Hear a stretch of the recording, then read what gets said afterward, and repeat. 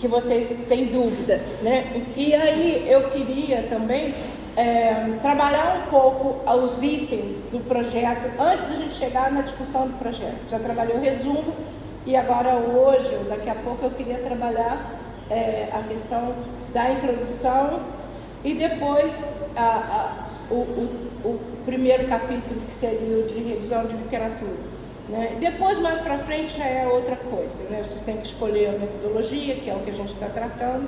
Então, eu pulei uma aula, um tópico de aula, e passei para o segundo, para o outro, seguinte, porque... Oi, querida, tudo bem, Paloma? Como vai? Tudo bem? Eu passei para o outro seguinte, que são os tipos de pesquisa científica. Porque a aula de hoje é a aula da Stella Bortoni, e ela vai falar sobre os tipos de pesquisa científica. E a Sandra já falou também sobre a pesquisa de campo, né? Então, é importante que a gente siga mais ou menos com o plano e com as apresentações. Por que essas apresentações são importantes? Por que eu coloquei dentro do componente? Porque vocês têm uma outra visão, e vocês viram isso na apresentação da Sandra, uma outra visão que não a minha, do mesmo assunto. Né? Vocês têm uma oportunidade de perguntar para uma outra pessoa, que não eu, como é que aquilo se configura. É importante porque vocês vão lidar com outros professores, não comigo, e cada um tem uma opinião diferente. O fato das pessoas não terem a minha formação, oi Cristiano, a minha formação ajuda vocês a entenderem como que o mesmo problema, a mesma questão, tem focos diferentes, mas eles apontam para o mesmo caminho, né? Quando a gente fala de pesquisa de campo, é aquilo ali mesmo. Quando a gente fala de pesquisação, é aquilo ali mesmo. Então, cada um dá a sua opinião, mas o básico, quer dizer, principalmente a revisão da literatura, quer dizer, os referentes e as referências para esses casos são as mesmas, né? E eu estou tentando colocar as referências brasileiras, que realmente são muito aligeiradas, vamos dizer assim. Existe uma produção maciça em inglês sobre pesquisa científica que vocês não estão podendo acessar, alguns que não falam inglês, mas que são as referências que as pessoas brasileiras copiam, tá? Então é muito importante vocês saberem isso, né? Por exemplo, eu tenho uma coleção de metodologia. Bom dia, Raquel. Uma coleção de metodologia que é fantástica, né? E a gente vê copiado por autores brasileiros. Então é muito importante que vocês saibam disso, e eu tenho essa referência toda, né? Então eu queria discutir com vocês esses tipos de pesquisa aqui. Raquel, nós estamos apresentando os tipos de pesquisa hoje. Eu pulei uma aula e eu estou projetando um slide em branco e cinza e amarelinho com o nome das pesquisas que a gente tem, que eu escolhi tratar. São mais de 50. Eu escolhi essas 12, mas hoje a gente só vai tratar 3, tá?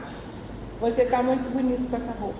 E eu também estou bonita de novo, tá bom? Só que hoje tem um adereço diferente, porque eu ganhei um relógio da Apple, que o meu quebrou, e a minha aluna, né? A minha aluna foi para a Itália e trouxe para mim. Não é lindo? Por que eu preciso dele? Eu preciso dele porque ele monitora o meu coração, tá? Eu tinha um, mas caiu no chão e quebrou. Meu relógio é lindo, viu, Raquel? E ele fala, então, para você seria muito bom, tá bom? Então, se você tiver que comprar um relógio, compra o da Apple, que é bonito. É meio carinho, né? Combina tudo. A minha roupa é uma roupa florida, com fundo cinza escuro, cinza chumbo, com umas papoulas abertas em branco e verde. Uma saia preta que não cabia em mim há muitos anos, mas agora está cabendo. Tá? Eu estou precisando de sair de bola para emagrecer. Mas você não quer emagrecer como eu estou emagrecendo, Paloma. Eu estou emagrecendo por doença e não é legal. Então, uma saia meio justa e com uma barra rodada, um sapato, o mesmo sapato, que eu gosto de sapato tipo sapatilha com uma presilha cor dourada. Eu estou com um colar, aquele colar que eu comprei na feirinha lá da Itália, um colar de pérolas azuis. E acho que hoje eu esqueci de colocar, como eu tenho o relógio, esqueci de colocar meus brinquinhos, né? Então é assim que eu estou. E obviamente sempre maquiada, porque todo mundo merece, né? Que me vê esconder as minhas rugas. É isso que a gente tem para hoje. E hoje nós temos uma colega, mas também um nome nacional e internacional, que é a professora Estela Mares Bortoni Ricardo. É legal esse negócio do nome, porque eles vão botando marido novo e vão botando, tirando o outro, botando o tracinho e botando o outro. Na verdade a gente escolhe Estela Bortoni, mas aí o resto é o nome do atual marido, né? E como essas pessoas como eu vivem muito tempo, eu escolhi não ter marido, mas elas escolheram ter marido. Então vão só trocando e trocando de nome. É legal isso, né? As minhas amigas que fazem isso, eu fico admirando, mas tenho várias, e a Estela é um caso desse. E a Estela é uma pessoa muito alegre, muito vibrante, e trabalha ela é sociolinguista, trabalha com análise do discurso, mas análise do discurso da língua, né? Então ela trabalha com linguagem indígena há muitos anos, tem vários alunos lá da área de Brasília, e é professora emérita da universidade. Eu conheci a Estela em 1990, porque ela tinha voltado de trabalhar com o meu professor em Harvard, e ele tinha mudado para Pensilvânia, o Erickson, e aí nós fizemos um grupo chamado BeatNet, que era antes da internet, e a gente fez um grande encontro em Petrópolis. O meu professor veio, eu não tinha nem terminado a minha tese ainda, foi em 90. E aí eu conheci a Estela, e nunca mais a gente separou, mas a gente não tem assim, não é amigo, é só conhecido e trabalha com a mesma área. Então ela me cita muito, eu cito muito ela, mas em campos distintos, porque na verdade o trabalho dela é uma continuação do meu. Eu trabalho com análise do discurso, do conteúdo do discurso, e ela trabalha no conteúdo com a fala, né? Como é que o discurso se manifesta em diferentes sotaques, diferentes regiões, a questão da declinação semântica, como é que o fato de você colocar um prefixo e um sufixo muda a palavra, e como as pessoas usam isso para compor os diferentes dialetos do Brasil, né? E ela faz isso muito em inglês, muito pouco em português, mas é uma pessoa que vale a pena ouvir, porque ela trabalha, assim como eu, com o professor como pesquisador. Só que ela trabalha com o professor mesmo, e eu trabalho com o aluno, né? Então a gente se complementa o trabalho da outra. Então a gente vai ouvir a Estela hoje, mas antes eu queria falar sobre o nosso cronograma. Eu coloquei também pequena letra, e eu botei no Siga, Raquel, então você pode acessar lá, mas eu vou passar isso aqui também para PDF, e eu queria na realidade compor com vocês um novo cronograma, porque o cronograma já está furado há muito tempo. E aí eu falei com o Cristiano, que é a pessoa que eu tenho mais de perto, assim, né, sobre a reposição de aula. Ele falou assim, mas é muita reposição, porque tem que ter pelo menos mais 2 reposições.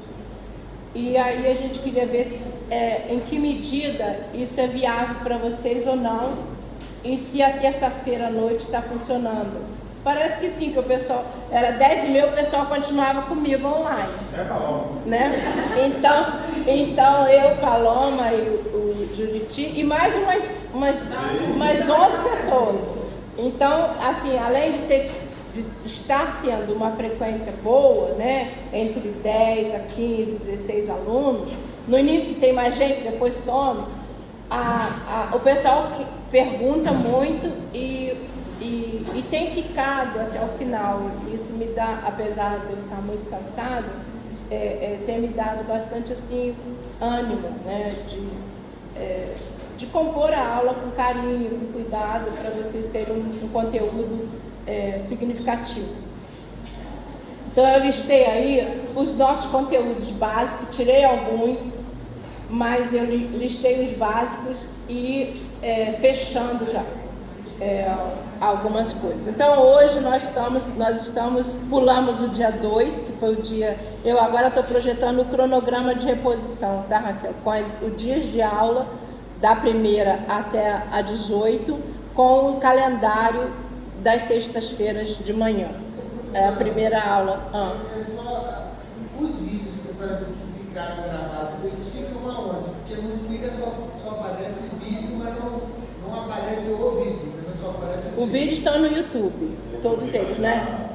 Todos eles estão no YouTube. O vídeo da reposição está no YouTube e o outro, eu falei que é um período pequeno, porque todo mundo quer copiar, então eu deixei no mês de março, no mês de abril e agora eu já coloquei restrito. Aqueles outros 17 vídeos eu já coloquei restrito. Quem quiser agora tem que pedir para mim, para eu abrir, tá? Mas esses vão ficar abertos mesmo, tá? Esses da reposição vão ficar abertos até o fim do curso de vocês. Tá no YouTube porque o Siga não aceita colocar o vídeo, ele só aceita colocar o link do YouTube, tá? Então, mas demorei muito para a última aula porque foram 3 horas de aula. Ferrada, assim, fechada. Então foi difícil passar, eu tive que dividir em 2 vídeos, porque o YouTube também não aceita, eu dividi em 2 vídeos e coloquei lá. E o link, se vocês não conseguirem pelo Siga, o Cristiano e o José tem, os 2 que eu tenho distribuído particularmente. E eu posso mandar para vocês, é só me dar o e-mail que eu mando. Tem que ir por e-mail, porque pro WhatsApp. O WhatsApp também vai, tudo bem. Agora, tem que ter espaço no computador, porque senão é muito longo e é pesado. Essa plataforma não me dá uma filmagem leve, né? A do Google e do Meet, né, que é do Google, é mais leve, mas essa plataforma, ela não me dá... Em compensação, ela mostra quanto tempo as pessoas ficaram online, quem é que estava lá, é puro controle do governo sobre as nossas tarefas, porque aparece como uma opção praticamente obrigatória para os funcionários das universidades, e depois eles têm lá um quadro analítico de quem esteve online, nominalmente, quantos minutos, quem perguntou, o que perguntou, está tudo lá. Eu fiquei... É controle mesmo, você não tem ideia. É muito interessante. Vem um quadro analítico depois, que eu não sei se vem só para o professor, mas eu posso disponibilizar para vocês, que vocês são professores também, né? Para vocês saberem como funciona essa plataforma. É assustador, tá? Bem, então nós temos, o primeiro dia foi a apresentação, dia 14, dia 21, isso de março, o mapa conceitual, dia 28, ciência e produção do conhecimento, que a gente trabalhou o texto científico, né?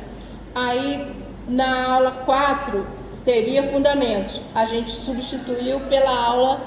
Oi, tudo bem? Substituiu pela aula de revisão do mapa, tá? E no dia 18, nós tivemos... não tivemos aula, tivemos uma reposição no dia 22, que aí nós voltamos para a produção do conhecimento, que não tinha terminado, e eu falei sobre o resumo, né? E teve o café com pesquisa da Sandra, não foi dia 18, tá errado aqui, tá errado. É porque foi pro lado de cá, né? Ficou fora de lugar. Dia 25 tá fora de ordem. 25/4, continuação da aula 4, a gente terminou. Não, a gente falou sobre fenomenologia, né? E a Sandra falou. Aí no dia 29, a gente terminou fundamentos. E aí fechamos com fundamentos. Então fechamos esse quadro, que é um quadro bem diferente no contexto, é mais assim filosófico, né? E procedural. E agora nós entraríamos na especificidade das pesquisas, que são assim os tipos de pesquisa e o método de pesquisa diferenciado, que vocês têm que saber, embora vocês já tenham optado praticamente por fazer o método qualitativo, né? Mas dia 2 de maio. Seria dia 2 de maio, o método de pesquisa quantitativo, qualitativo e misto. Eu convidei o professor Naldino para falar sobre o quantitativo, tá? Porque ele é de matemática e vai falar sobre isso, que é importante a gente ter uma pessoa gabaritada para falar isso. Essa transferir 2 de maio para dia 13 de junho. Tem algum errado aí? Não, porque o mesmo conteúdo do dia 2 de maio da aula 8, eu pensei que o professor Naldino está no dia 13 de junho. Pois é, esse aqui,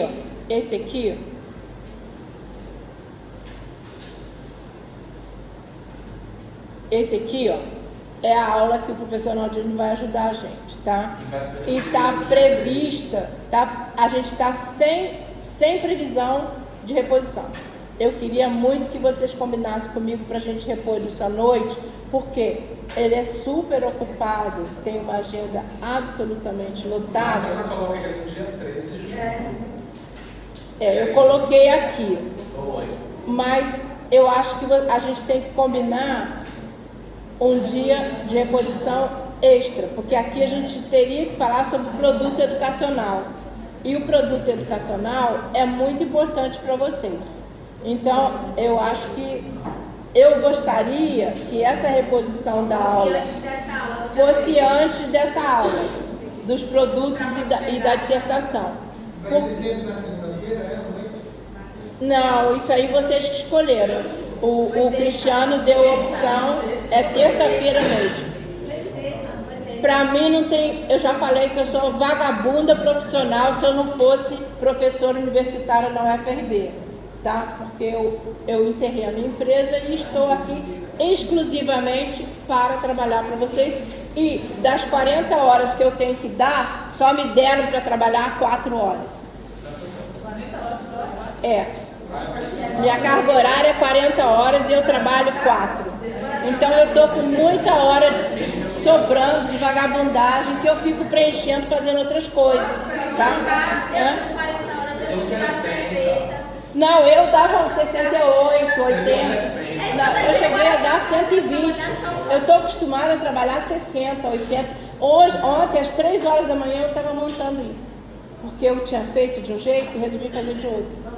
Tá? Então eu trabalho muito. Agora, eu trabalho agora praticamente escrevendo livro, criando texto, provocando vocês para participarem de evento, que deu certo, né? Assim, porque eu não tenho o que fazer aqui, né? Eu estou voando. Mas, então para mim, não tem o menor problema de horário. E eu não tenho esse negócio dia, de noite, de madrugada, porque eu trabalho de madrugada, hoje, Zé, com outros profissionais de outros países, né? Então, para mim, não tem horário, não. Eu sou flexível quanto a isso. Aí, nós estamos devendo essa aula, que eu gostaria de fazer online à noite. Já sai daqui hoje com essa definição. Hã? A gente já sai daqui hoje com essa definição. Exatamente, por isso que eu estou falando do cronograma. Porque a gente só tem mais um mês e pouco de aula. E a gente, hoje é basicamente dia 9 e nós vamos encerrar dia 18 de julho, se deixarem, né? Porque tem esse negócio de encerramento que as pessoas gostam de adiantar, né? Então, dia 18 de 19 a gente entra em férias. Enfim, nós temos essa parte do componente que é importante, mas ainda é de definição de como vocês vão tratar a pesquisa, tá? E eu gostaria de fazer, essa é a minha opção. Se vocês não quiserem, a gente vai ter que enfiar aí em alguma aula. E ainda além da Sandra e da Estela, que é hoje, nós temos a Beth Macedo, que é pró-reitora de pesquisa da UERJ. Nós temos um dos colegas meus da universidade, que eu estou colocando assim, uma pessoa muito top e uma outra que foi minha ex-aluna, colega de trabalho, né? A Beth Macedo é top, é pró-reitora. E o Rafael, que vai falar sobre racismo estrutural. Depois tem a Menga, que é top. Hã? Professor da UFBA. Ah, sim. E aí eu combinei com ele presencial. Olha que show. Ele se ofereceu, depois que viu a nossa propaganda, o Michel Tiolan se ofereceu para dar uma aula para gente de pesquisação. Sinceramente, eu sempre trabalho com o livro dele, eu acho ele um fofo, maravilhoso, mas ele não faz pesquisa. Então eu acho assim uma meio contraditório você dar aula de uma coisa que você não faz. Mas tem gente que age assim, ele é dos bons que age assim, né? Tem vários, né? Tem o René Barbier, que também trabalha com pesquisação, mas ele é argentino.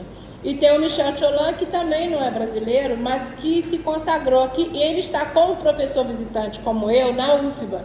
Então a gente vai buscá-lo lá e vou trazer aqui, mas ele como está com a agenda atolada, ele só vai vir em agosto. Então eu marquei para a primeira semana de aula para a gente tê-lo aqui com a gente, presencialmente. Aí a gente vai dar um jeito de enfiar numa aula. Eu vou dar uma disciplina chamada etnografia e etnomatemática. É uma optativa. Mas vão ter milhares de optativas, vocês vão ter oportunidade de fazer com quem vocês quiserem. Mas essa disciplina a gente vai focar nessas duas, na etnografia de um modo geral e na vertente etnomatemática, que vai contemplar uma série de alunos que trabalham com pesquisa quantitativa e também com a etnomatemática como uma proposição teórica, que é muito interessante. Já foi aprovado no colegiado e a gente vai dar essa disciplina. Então, dentro desse componente, a gente vai trazer o Michel Tiolan. Apesar de ser pesquisação, não tem problema nenhum, porque combina muito com pesquisa etnográfica e com pesquisa etnomatemática. Então, nesse contexto. Então, esse ano, a gente vai ter, esse semestre, a gente vai ter ainda a Menga e a Beth Macedo e o Rafael, tá? Aí encerra os nossos cafés com pesquisa, que está sendo um sucesso. Aí nós temos a aula de hoje, que são os tipos de pesquisa. E aí a gente selecionou só 12. E hoje eu só vou tratar de 3, porque não vai dar tempo. Nós temos como colaboradores hoje o Cristiano, que vai ficar na monitoração da transmissão pelo YouTube, que é pelo Instagram, que vai pelo YouTube, depois sobe para o YouTube, né? Eu acho que Instagram sobe para o Instagram mesmo. E o José, que se voluntariou para ficar como monitor da transmissão pela TV. Tá? Então nós vamos, a partir de agora, o café da manhã vai ser feito pela TV, tá? A gente já tem isso aprovado pela reitoria e eu achei o máximo, porque eu adorei. Eu fiz uma aula online sobre inteligência artificial. Eu amei o pessoal, muito top, e o trabalho é muito top também. Você viu a estrutura deles, né? E aí o José é legal, porque ele ficou... ele pegou umas instruções com o pessoal e eles não têm pessoal. Então, se tiver alguém da sala que fique bom nisso, a gente vai ter sempre alguém de apoio até terminar o curso de vocês. E isso vai ser muito legal, né? Aí nós vamos falar sobre os tipos de pesquisa. Eu queria combinar essas duas reposições, pelo menos mais duas. Depois nós vamos falar sobre instrumentos, porque é complementar aos tipos de pesquisa. Quando eu falo tipo de pesquisa, eu já vou falando sobre os instrumentos. Alguns são pertinentes a determinados tipos de pesquisa, outros não, tá? Mas essa é uma coisa importante, porque tem gente que acha que se trabalha com pesquisa etnográfica, pesquisação, não pode ter nenhum elemento de pesquisa quantitativa, e assim vai. A gente tem que desmistificar uma série de preconceitos que existem com relação ao uso de instrumentos etnográficos ou de instrumentos entrevista, e também desmistificar essa ideia de que fazer entrevista já é um tipo de pesquisa. Não é. A entrevista é só um instrumento. E esse negócio de visitou 1 dia, 2 dias sala de aula, já está fazendo pesquisa exploratória. Quer dizer, tem uma série de mitos e coisas que se escrevem em nome da pesquisa, que a pesquisa treme lá na cova dela quando ouve. Principalmente quando a gente avalia os trabalhos. Você está assim, Paulo?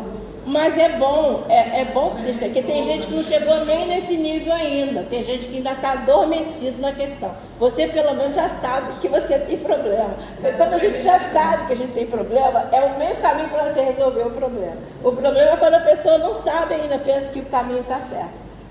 Eu estou sempre errado, então eu estou sempre buscando caminhos novos, por isso que eu estou estudando etnografia via inteligência artificial agora. Aí nós temos uma outra aula importantíssima, que é no dia da Beth Macedo, mas eu acho que vai dar tempo, que são a análise de dados, sobre como que a gente vai fazer o tratamento de dados. E eu queria sinalizar para vocês 2 instrumentos que eu uso, que depois eu vou dar um curso de extensão só nisso. Da mesma forma que o professor Niel deu aquele curso de revisão sistemática pela Prisma, que é uma das minhas opções, mas que eu não optei porque é meio travada com relação à questão da ABNT, ela é mais assim de outros estilos de catalogação, né? Mas ela é um tipo de pesquisa catalogativa. Eu uso o Atlas TI para fazer análise de dados e uso o EndNote no lugar do Prisma para fazer o acesso aos dados. Eu queria mostrar isso para vocês e eu vou fazer isso em termos de curso de extensão. Cursinho pequeno, só para vocês pegarem como é que funciona, porque aqui não vai dar tempo. Está precisando? Com certeza.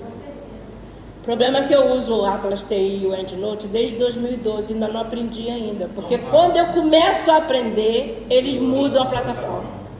Eles fazem... São, mas para vocês é tão baratinho que vale a pena. Por exemplo, eu sempre compro com a matrícula de aluno, porque para mim fica impossível, custa 2.000 e cacetada o Atlas TI. Então eu compro com um aluno meu da UERJ, que ele era da graduação, agora passou para o mestrado, que é o Marcelo. Então a minha plataforma vai sempre parecer Marcelo.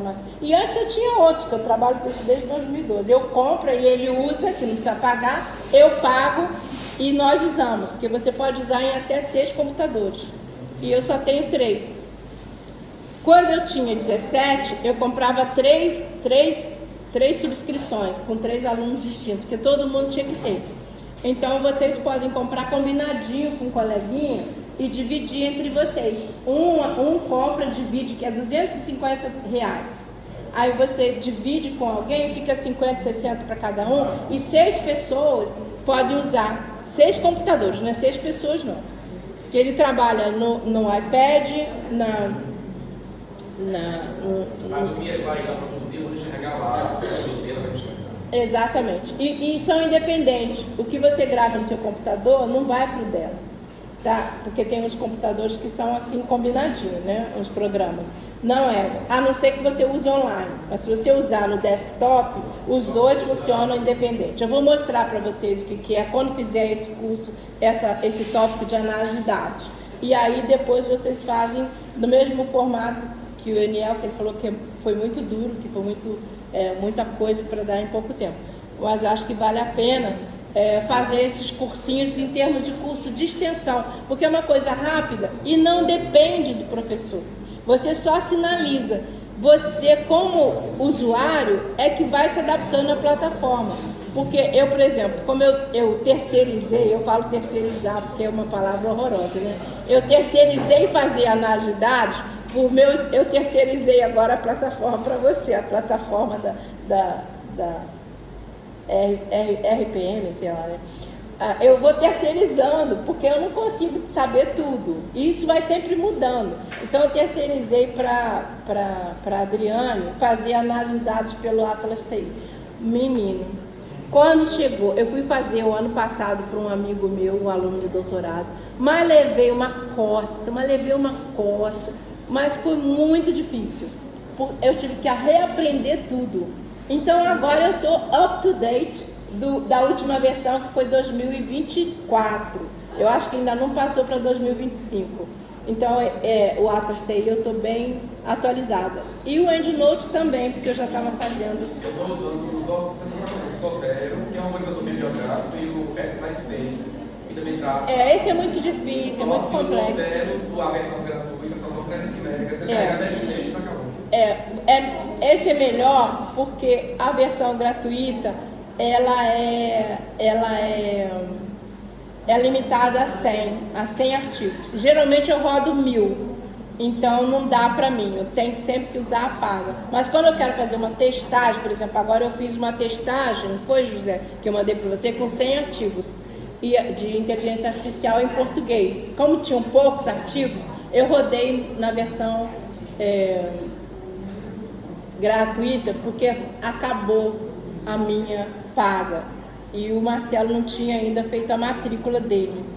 Então, agora ele já está com matrícula, ele até ligou para mim e falou: Carmen, não dá para gente comprar? Eu falei: dá para gente comprar, significa ele compra e eu pago. Eu falei: não, dá sim, pode comprar que eu pago. Então ele está comprando, não sei quanto que está, mas deve ter aumentado um pouquinho. Então, o tratamento de dados, a gente vai ver esses dois. Além de ver a aula em si, o que é tratar dados, que eu tenho um slide que fala assim: a ausência de dados também é dado. E isso é muito importante, porque a gente pensa assim, eu fui fazer uma pesquisa em Cachoeira de Macacu, que é onde eu nasci, e eu trabalhei 17 anos, e eu falei assim, aqui vai ser moleza, né? Porque eu conheço todo mundo, a coordenadora foi minha diretora, a chefe de ensino também, pereré, pereré. Isso foi minha tese de doutorado. E a Rocinha, eu falei, a Rocinha vai ser difícil, porque eu não conheço nada, não conheço ninguém. É uma favela, né? Vai ter difícil acesso, vou ter que ter alguém de dentro para me ajudar. Foi totalmente o contrário. A diretora me recebeu, depois de muita insistência, no banheiro. É melhor fazer a entrevista aqui, porque aqui é mais silencioso. Com barulho de gente dando descarga na privada, pelo amor de Deus, né? Então, eu fiquei quieta, fiz do jeito que ela mandou, sem problema nenhum. E as outras professoras, coordenadoras, que eram colegas minhas da época que eu era professora, falaram claramente, eu não vou dar entrevista não vou. E aí eu fiquei assim, né? Falei, meu Deus, como é que eu vou fazer esse trabalho? Aí eu resolvi entrevistar quem queria ser entrevistado. E eu falei para o meu professor, eu estava até no Brasil e ele estava lá fora, eu liguei para ele, naquela época eu tinha que discar o telefone. Falei, Erickson, estou com um problema aqui no meu campo e tal, os professores não querem, alguns coordenadores não querem me dar entrevista, o que eu faço? Está previsto no meu cronograma. Ele falou, Carmen, a ausência de dado também é um dado. E acabou. Aí eu assumi isso e falei assim, os professores, colegas meus, de anos e anos e anos, se recusaram a dar entrevista. É um dado, né? Por que será, né? O que tem para esconder que não pode falar? Então, essa questão do tratamento de dados é muito importante. Depois a gente vai falar o que eu espero que vocês já tenham o projeto de vocês delineado, o novo projeto. E a gente vai falar dos projetos de vocês, mas eu tentando trabalhar as dificuldades que vocês estão sentindo, sem interferir, obviamente, na orientação do professor, tá? Tanto do projeto, quanto do produto, da dissertação, quanto do produto. E vamos falar um pouquinho sobre o estágio. É aí que vai entrar a Menga, porque ela vai falar sobre o estágio, tá? Porque é uma coisa meio dúbia aqui no programa, ou em outros programas profissionais também, a questão do estágio. Porque, no meu entender, que é muito particular, vocês já são estagiários na medida que vocês são professores. Então, o trabalho de vocês já é o estágio. Para que vai cobrar isso de forma dupla? Eu não entendo, mas é uma opinião minha. De qualquer maneira, vocês têm que apresentar um relatório. E o relatório é tipo uma dissertação. Então, se vocês não fizerem o registro sistemático desse trabalho que vocês exercem, se vocês não tiverem isso documentado, vocês vão ter dificuldade em apresentar isso no final, tá? Então é muito importante que vocês tenham um caderno de registro. Pede para um aluno fazer, elege um dos alunos de vocês como assistente. Não deixe de trabalhar em colaboração, porque é o único jeito da gente sobreviver nessa ideia de produtivismo excessivo, tá? Então a gente terceiriza, porque não dá conta de fazer tudo.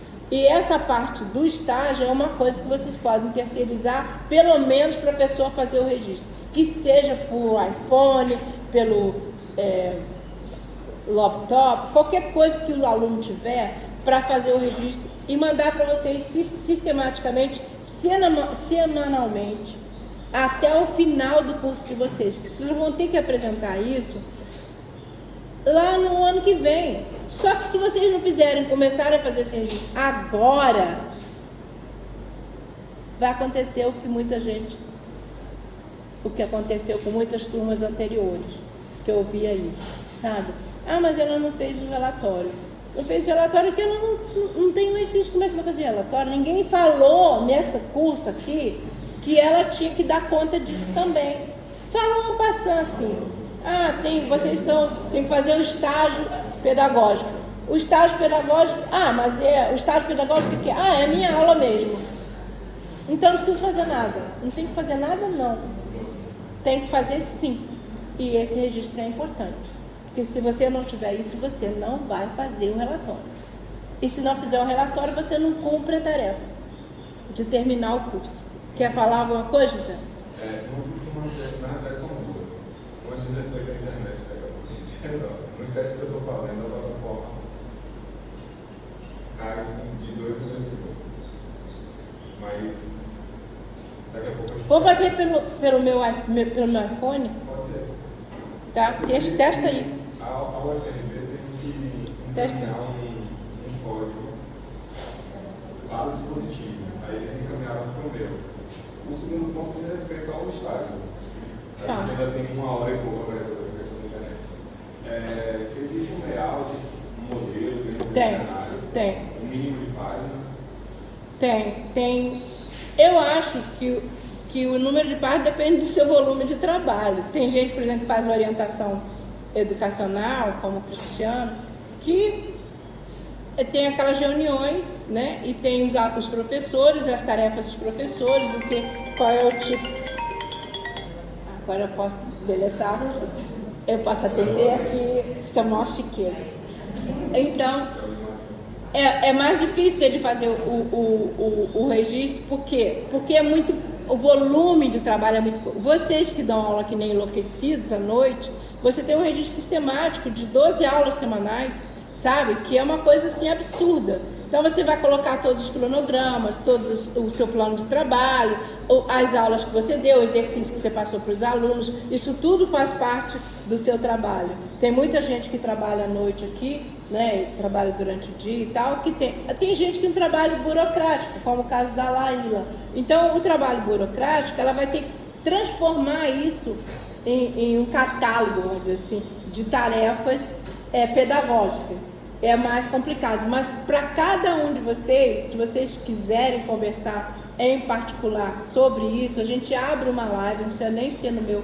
Eu estou morando ali no Atmosfera, então eu posso receber vocês até no lobby lá embaixo, ou no meu apartamento, no meu loft lá em cima mesmo, que tem um lugar de trabalho. A gente pode conversar 1 ou 2 horas para fechar isso de uma forma bem compreensiva, de modo que vocês não percam tempo com isso, porque se você sistematizar desde agora, você pode esquecer isso e trabalhar isso só no terceiro semestre lá, quando for lá para outubro.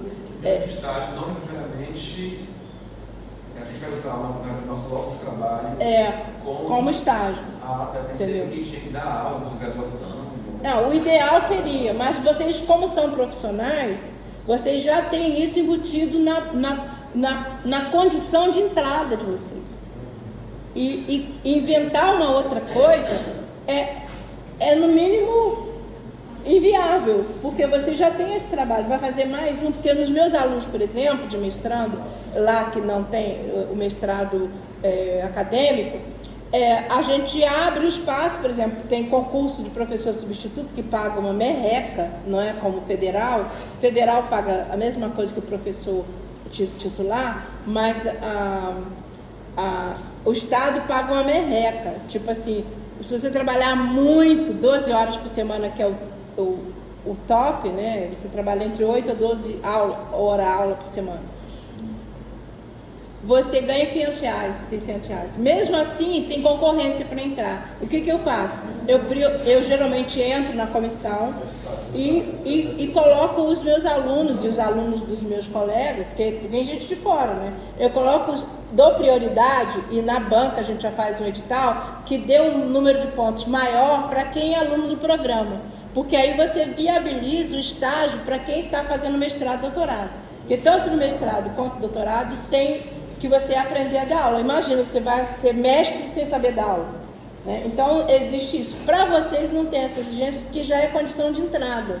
Na medida que vocês colocam isso em cima do trabalho de vocês, vira uma coisa gigantesca.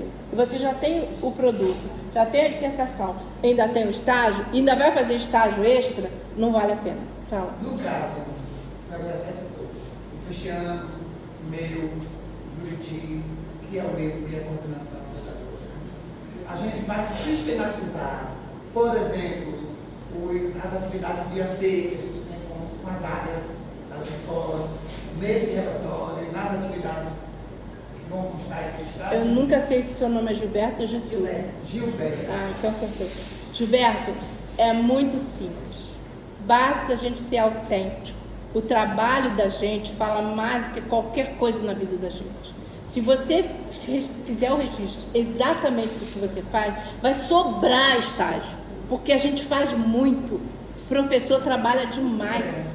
Então, registra aquilo que você faz e toma isso como pedagógico, como profissional. E acabou, não tem que inventar nada. O que você não pode é menosprezar o trabalho que você faz, falar assim, isso aqui eu não vou registrar porque é uma coisa menor. Isso aqui eu não vou registrar porque, por exemplo, você fez o trabalho de fazer o resumo estendido para o seminário. Ah, isso aí eu não vou colocar. Tem que colocar tudo. Atendi uma diretora da escola tal que veio fazer uma visita. Não é trabalho? É trabalho, coloca lá. Então, o que a gente tem que fazer é o registro sistemático, tem que aprender a anotar. A gente faz muita coisa e a gente não anota nada. E aí a gente pensa que não fez nada. Só que o tempo voa e a gente fez o dia inteiro de trabalho. Então, tem que fazer o registro. Então,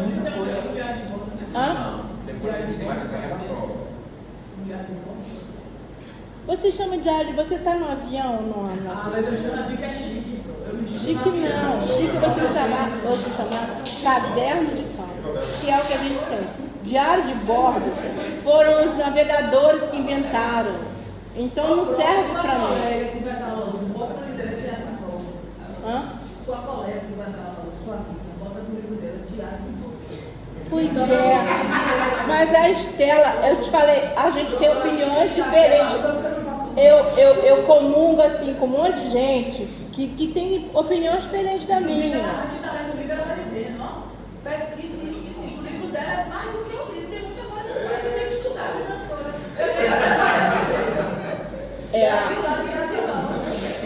Diário de bordo. Ó, você chama o que você quiser, você chama de... Você lembra que a gente tinha um diário, que a gente tinha um cadeadinho, que a gente anotava o primeiro beijo do namorado, né? Essa coisa assim, que a mãe ia lá ver se você já tinha ou não. Então, pode ser isso também. Compra aquele diarinho de cadeado, também serve. Não veio mais. Hoje é tudo na internet. Outra coisa que eu acho que é mais legal ainda, agora que tem transcrição automática, é você fazer o diário, o registro oral. Você falar, que é mais rápido. E hoje, como tem transcrição imediata, você grava, porque é mais. Você pode gravar quando você está no carro, indo para casa. Você pode gravar na hora da oração, de noite, antes de dormir, você grava o seu relatório de trabalho do dia e você faz um relatório diário. Porque esse negócio de sentar para escrever, com a preguiça que a gente está à noite, tá? É difícil. E a gente acaba não fazendo. Então, algumas dicas que os meus amigos têm fazendo. Esse diário de bordo, minha aluna também escreveu isso. Eu falei, eu não gosto de diário de bordo, não sou aeromoça, mas tudo bem, cada um faz o que quiser. Aí nós vamos ter a aula, depois de projeto de pesquisa. Para quem está afastado para o Estado, no caso, quem está afastado para o Estado, aí você vai ter que fazer estágio. Tá? E aí você pode se associar a uma pessoa que está trabalhando e você estabelecer tipo assim 10 horas, não precisa ser mais do que isso, 10 horas de estágio por um determinado tempo. E você, assim, uma vez por semana, 2 vezes por semana, você dedica a isso. O que você não pode é ficar sem fazer o estágio e depois ter que fazer o relatório. Tá? Então tem que fazer, se você quiser fazer como estágio, fazer observação da sua própria turma e relatar isso, seria fantástico. Entendeu? No final você vai ser, meu estágio foi relatar como é que aconteceu o curso.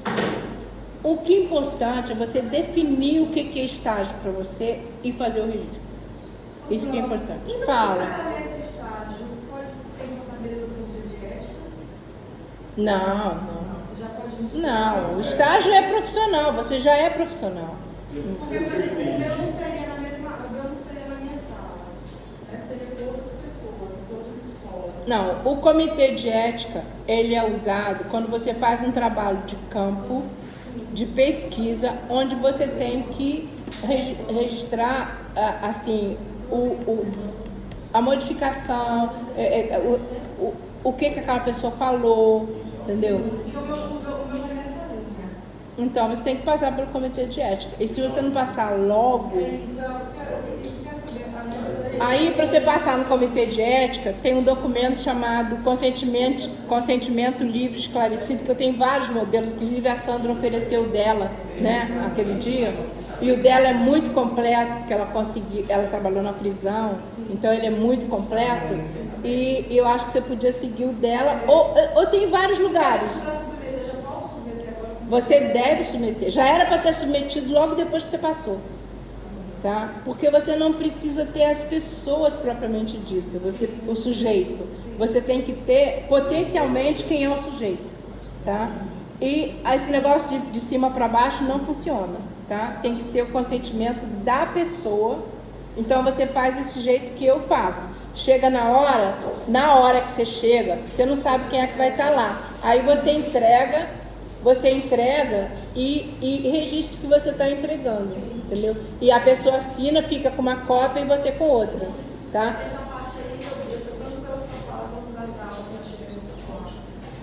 Agora, já ficou claro. Agora eu queria saber essa burocracia da universidade.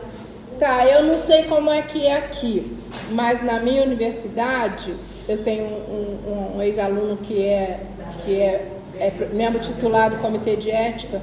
O que eles têm exigido é, assim, o projeto pronto, né? Bem claro, e você não pode mudar. Quem são os sujeitos, o número de sujeitos, o local, como é que vai ser feito o acesso. Você tem que limitar o número de sujeitos. Se for 25, tem que ser 25. Para isso, não precisa organização da universidade para isso, né? Não, o projeto é seu, o comitê aprova o seu projeto. A universidade é só o lugar que você está. Porque você é independente. Se você quiser levar para outra universidade, você leva. Se você quiser trancar aqui e entrar numa outra universidade com o trabalho daqui, você pode levar. Por isso que não pode, o comitê de ética aqui não serve para outra universidade, mas tem que servir o mesmo material, tá? Por que você não faz o seguinte? Por que você não vai ao site do comitê de ética, ver a documentação que tem, ver um modelo de alguém que já passou, ver um modelo de alguém que já passou. Se não tiver, você pede aqui no PPG-CID, que eles são, assim, deveriam ser, disponibilizar isso para vocês, né? E aí você vê um modelo, como é que funciona, para você fazer igual, um que já passou, tá? Porque tem muitos que ficaram para trás, inclusive da turma passada, o maior problema de complementação, de defesa foi esse. Isso. Bem, aí nós temos depois o produto, e aí tem reposição dessa aula no dia 13, por isso que eu estou querendo passar para um dia online, dia 13 de julho. E no dia 20, se eu não me engano, não vai ter aula, porque é Corpus Christi. Tá? Então a gente vai ter que fazer outra reposição. Olha quantas reposições tem aqui, olha. Uma,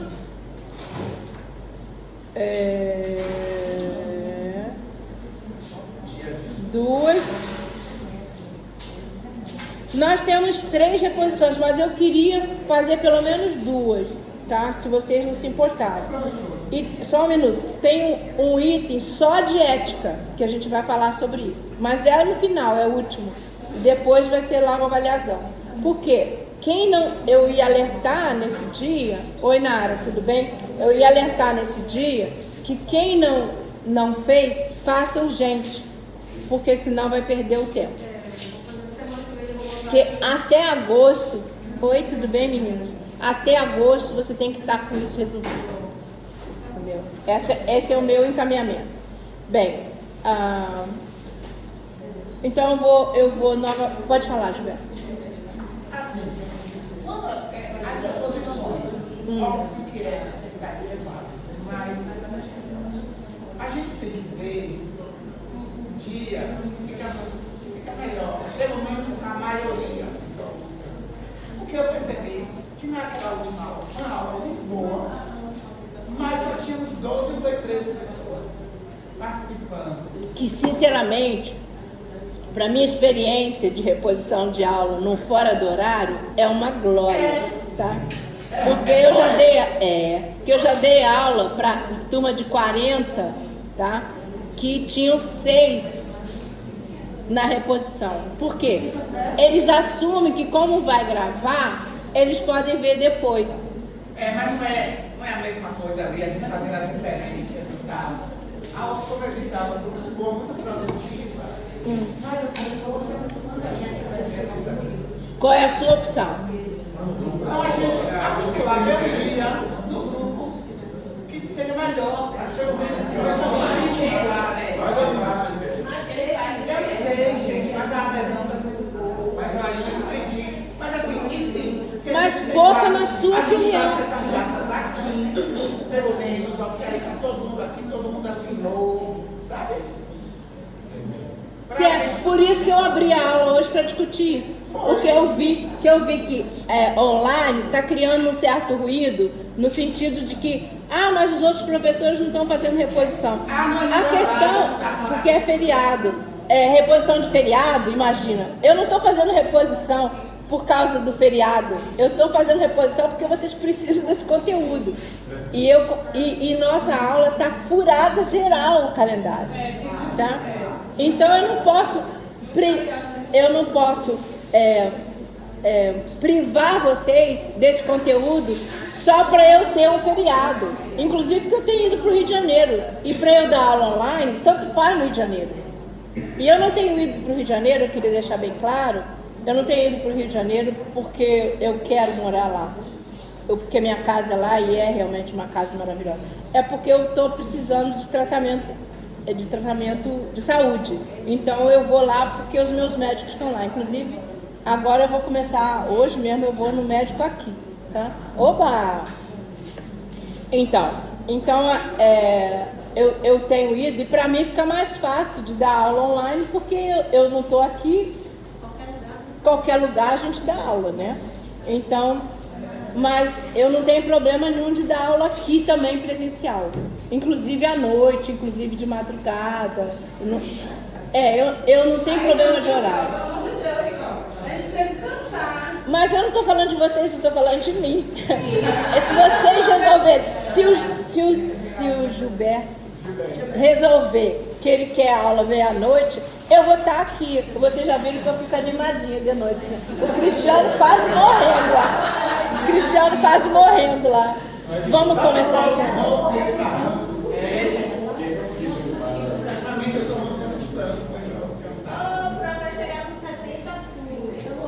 Você quer chegar no 70 assim? Só tem um segredo. Estuda. Estude que você vai ficar afinado. Vamos lá.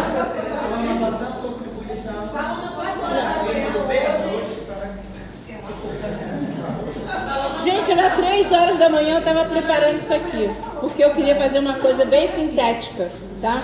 Então vamos lá. Nós só vamos dar hoje três tipos de pesquisa as que eu considero, para o nosso caso, as menos importantes, tá? Por quê? Porque eu tinha essa conversa séria com vocês para fazer, que eu acho que a gente está resolvido, né? E aí eu peguei três que eu particularmente não professo voto para elas, mas que muita gente chama a sua própria pesquisa assim.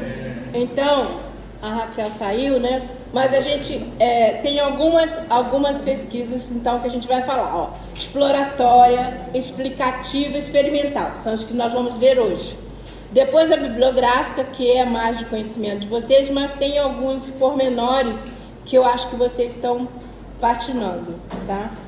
A documental, a de levantamento, a descritiva e narrativa, que são duas que se confundem e muitas vezes elas vêm coladinho uma na outra, tá? A pesquisação e a pesquisa participante, que muitas vezes também vêm coladinho uma na outra, mas elas são distintas. A pesquisa de campo e a pesquisa etnográfica, que elas são muito, assim, parecidas, porque uma depende da outra. E o estudo de caso, que é um outro tipo de pesquisa. Então, eu elegi essas 12 como indispensável de vocês fazerem sentido. Por quê? Vocês vão precisar delas não só para definir o trabalho de monografia, não, de dissertação de vocês, mas para vocês orientarem o TCC dos alunos de vocês na graduação. Porque o aluno vem, não, professor, vou fazer isso. Aí você fala, meu Deus, de onde que ele tirou essa ideia? Aí você tem como explicar a diferença entre uma coisa e outra. Se a gente não tiver isso muito claro, a gente também se enrola, tá?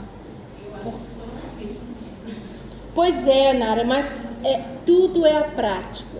Se você não exercitar, você não tem como. Então, o que a gente faz? A gente pega vários artigos como esse ainda faltou discutir o mapa conceitual. O mapa conceitual te dá essa possibilidade, que você tem aquela coluninha do meio, que você tem que definir qual é o método que foi usado pelo escritor daquele artigo. E aí você vai explorando essa noção de como é que você vai destacar aquela metodologia e como é que ela se caracteriza para aquele sujeito. Porque para cada um ela tem um feitio diferente, mas ela tem essa essência dela que a gente vai tocar aqui. Eu só peguei a essência mesmo, tá? Para a gente poder saber bem. A questão da proposta do mapa conceitual, eu joguei isso para cima de vocês, estabeleci em 10 porque para mim é fácil corrigir 10, como eu já falei, eu sou vagabundo profissional. Não, 270. Pois é. E aí, para vocês facilitar o trabalho de vocês de revisão de literatura da dissertação de vocês. Mas eu estou vendo que vocês estão me privando dessa honra de corrigir, vamos falar assim, de corrigir os mapas conceituais. Na medida que vocês estão me privando dessa honra, eu estou abrindo para vocês diminuírem o volume. Tá? Em vez de 10, vão passar para quanto? Menos que 5 não dá. Mas por exemplo, tinha os 10 mapas conceituais para serem entregues, mas não tinham datas específicas para a realização. Não tem. Na medida que vocês deixam para o último dia, a última hora do terceiro segundo, eu não posso corrigir a ponto de vocês refazerem para o orientador de vocês e falar assim, que negócio é esse que essa professora está ensinando tudo errado para vocês? Então, eu queria, porque o primeiro foi muito errado. Então a gente corrigiu, mas aí ficou nisso. O retorno também algumas pessoas me mandaram, mas eu tenho tudo registrado, mas eu queria que vocês comece novamente por esse primeiro, né? Faz ele numa página única, naquela ideia de só pegar 2 ou 3 categorias, uma coisa simples, 2 ou 3 citações, uma coisa simples, faz de uma folhinha só, faz do jeito que o Cristiano propôs, faz do jeito que eu propus, do jeito que vocês podem propor, dos modelos variados que tem nos trabalhos que eu apontei para vocês, do jeito que vocês quiserem, mas com essa configuração, a referência, o objeto, a metodologia e as citações, só, e me devolve. O primeiro fica sendo aquele, já está com nota, todo mundo recebeu nota, independente de ter feito certo ou errado. E o segundo, eu acredito que já tenha que ser da dissertação de vocês. Você quer falar, Glória? Não, a Glória que está com a mão. Eu fiz o texto de receitas de produtos. Você mandou para mim? Ainda não. Tá, pois é. A senhora quer impresso ou... Eu gostaria de ter impresso, que vocês já viram que eu rabisco tudo. E eu tô sem impressora aqui. A impressora que eu tenho aqui, ela é esquisitinha. Ela solta um pó. E eu fico meio assim, sabe? Eu comprei uma impressora para mim, eu comprei lá em casa, que as minhas 2 impressoras quebraram. Então, e a impressora antigamente era uma coisa barata. Hoje em dia, com menos de R$2.000 você não compra uma impressora boa. Eu acabei de comprar uma lá para casa, porque o meu pessoal lá precisa de impressora e não tinha nenhuma. Mas eu não pude trazer para cá, porque você tem que comprar ela nova, porque senão a tinta escorre, não dá para viajar com ela, né? Eu deixei lá. E eu vou comprar uma outra aqui, aí eu vou deixar aqui, porque não tem como levar. Traz impresso e manda online, tá? Eu esqueci minha pasta em casa, da GI. Mas não precisa ser hoje. Eu só estou cobrando porque parece que ficou no esquecimento. E eu queria dar uma devolução. Você também fez assim. Eu queria assim, organiza. Esse é o antigo que eu refiz depois da sua orientação. Para eu ver como é que vocês evoluíram da minha orientação. E os outros 4, eu estou baixando para 4 em vez de 10. Vai ser do objeto de estudo de vocês. Porque eu estou vendo que vocês estão se atolando cada dia mais. Quem quiser fazer 20, 50, pode fazer que eu vou corrigir. Eu estou delimitando para efeito de nota, porque tem uma nota disso, né?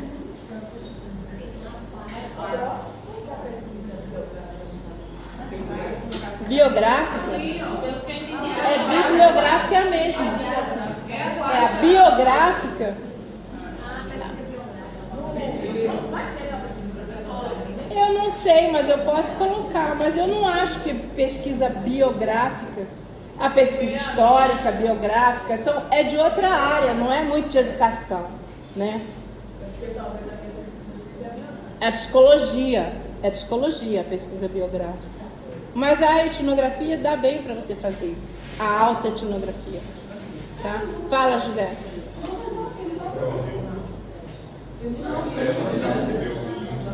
Eu disse isso que eu vou refazer.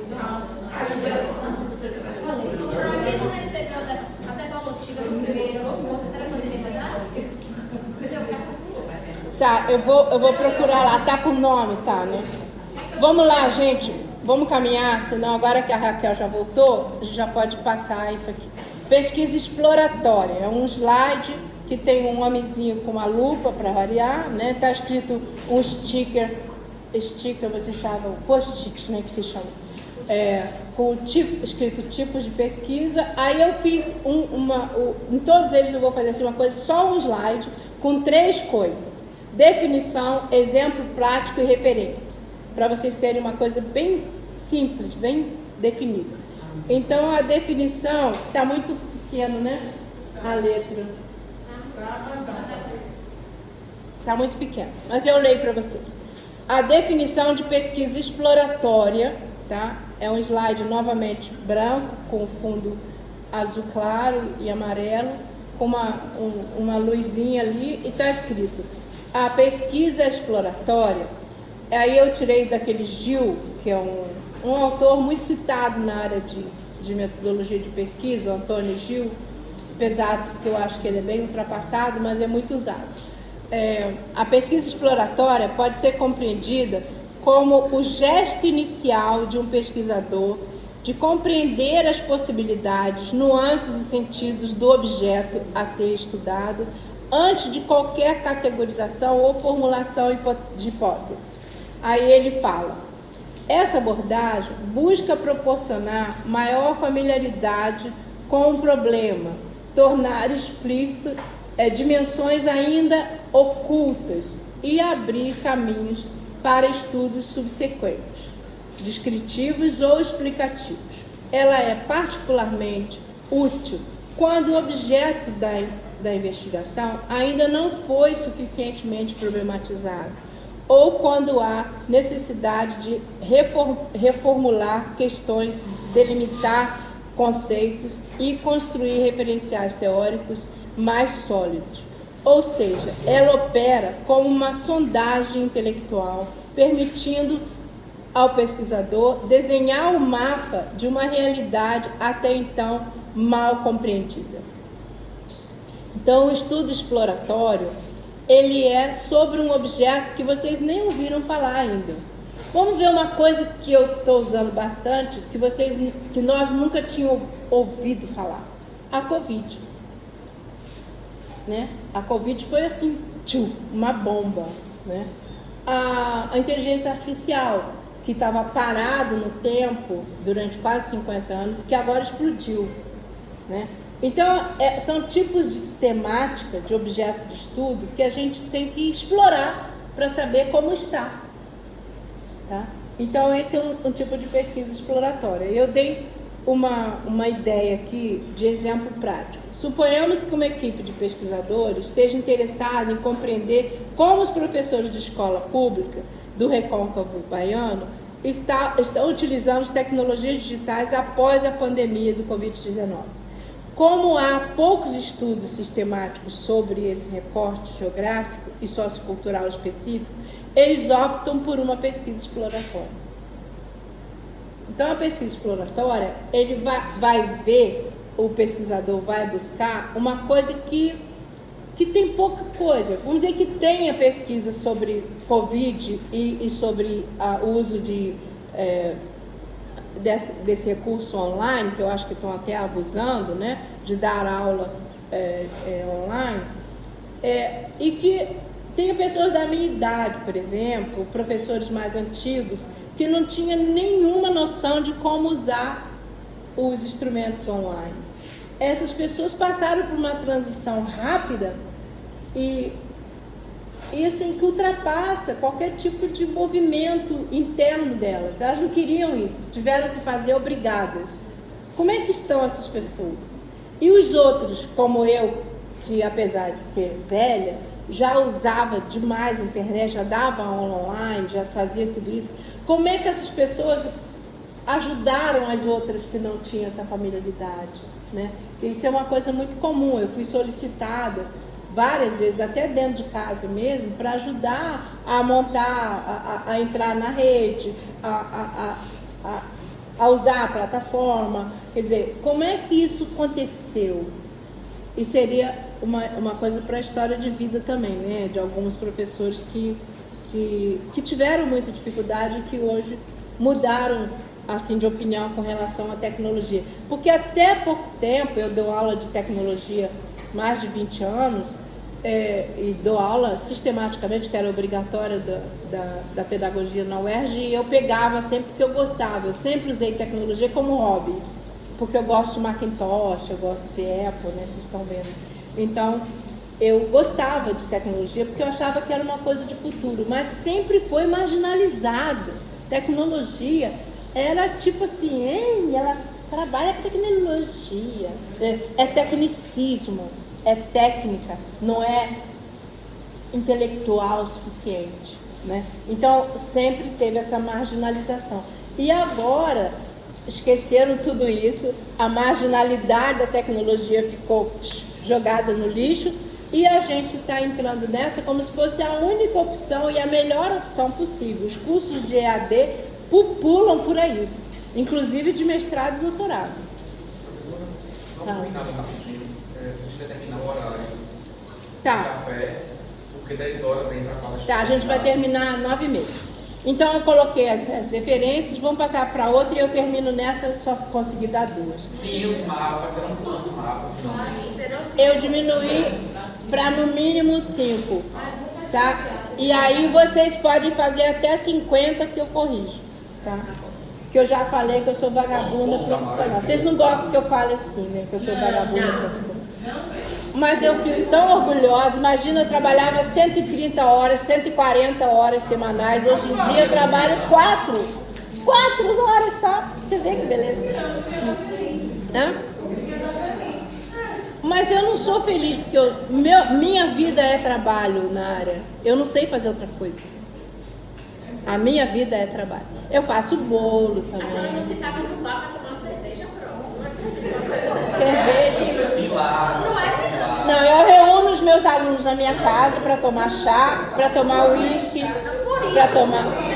Aí, mas eu reúno com o aluno e a gente começa a discutir os projetos futuros. Gente, deixa eu terminar isso aqui. Ó, pesquisa explicativa. Essa aí é mais complicada ainda. Tá? Pesquisa explicativa é como o esforço do pesquisador de descortinar um fio invisível que ligam causas e efeitos em fenômenos educacionais. Enquanto a pesquisa exploratória busca entender o que está acontecendo, a pesquisa explicativa pergunta por que isso está acontecendo. A pesquisa explicativa tem como finalidade identificar os fatores que determinam ou contribuem para a ocorrência do fenômeno, estabelecendo relações de causalidade entre variáveis. Ela é caracterizada com maior racionalidade e controle das variáveis, muitas vezes utilizando métodos quantitativos e experimentais. No entanto, também pode incorporar abordagem qualitativa, desde que se busque elucidar mecanismos causais ou estruturais mais profundos, como é comum nos estudos críticos ou dialéticos. No caso, por exemplo, por que as pessoas estão respondendo isso? Numa pesquisa, um survey, por exemplo, né? Uma pesquisa de questionário. Aí eu botei um exemplo aqui. Um pesquisador deseja entender por que os estudantes de escolas públicas apresentam desempenho inferior em matemática em comparação com estudantes de escolas privadas. A partir de uma pesquisa explicativa, ele formula hipóteses sobre possíveis causas, por exemplo, acesso desigual, recurso didático, formação docente, tempo de estudo em casa, entre outras, e utiliza análises estatísticas para verificar quais dessas variáveis explicam significativamente o fenômeno investigado.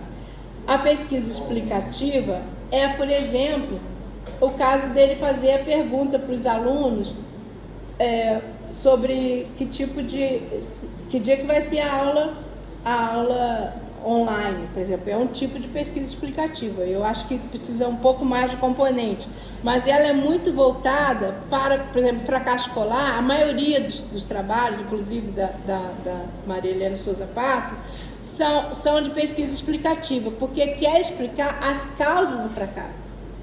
Tá? Então isso é muito importante. Aí tem o mesmo referencial que os outros, só tem mais um, que é o Sapierre, tá? Então é só para vocês saberem. Eu vou ficar nessas duas porque a gente tem que fechar para poder o pessoal, a gente comer alguma coisa e para o pessoal preparar para a aula de 10 horas, que vai ter outros convidados. Tem 59 pessoas inscritas. Então eu não vou dar nem a experimental porque é mais complicadinho. Alguma dificuldade? Quando eu terminar ele, ó, que ele está todo em branco para baixo, ó. E aí eu vou colocar a biográfica para você, tá bom? Mas eu acho que não vai ter muita diferença das outras, mas eu vou colocar a biográfica porque você está pedindo. Porque são mais de 20, tá? Quem mais quer algum outro tipo de pesquisa que não está contemplado aqui? Quem mais tem algum outro tipo de pesquisa que deseja? É só mandar para mim que eu vejo. Eu vou abrir agora o meu... Eu não posso abrir por aqui. Posso sim, posso sim.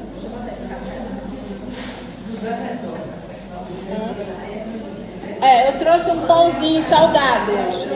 Gente, se tiverem alguma dúvida, pode escrever para mim que eu respondo, tá?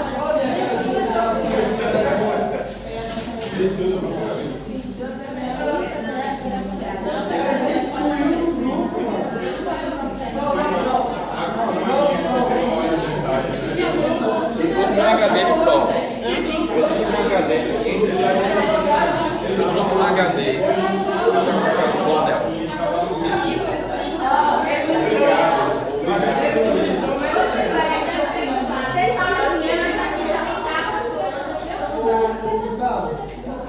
Aí não está me permitindo entrar. Isso aqui é o que, gente?